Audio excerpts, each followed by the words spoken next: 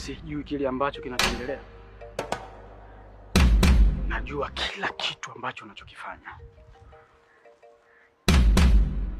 Sasa nisikilize. Acha kuwasaidia wale. Najua nimekosea.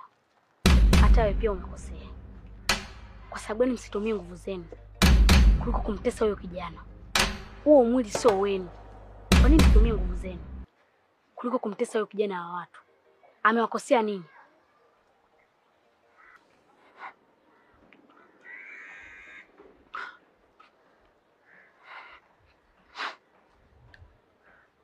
Hii ndo njia sahihi tulioichagua sisi kutumia ili kulipa kisasi.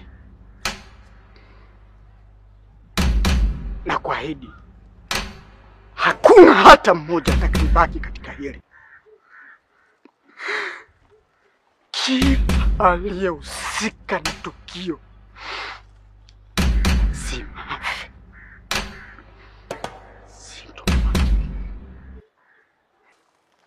Hivi nyinyi auoni kama unaharibu nguvu kazi?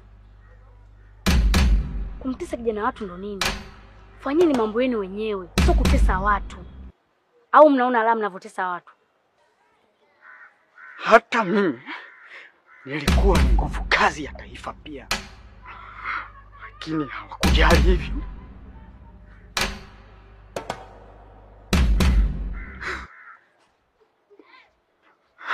Wakafanya walichokifanya.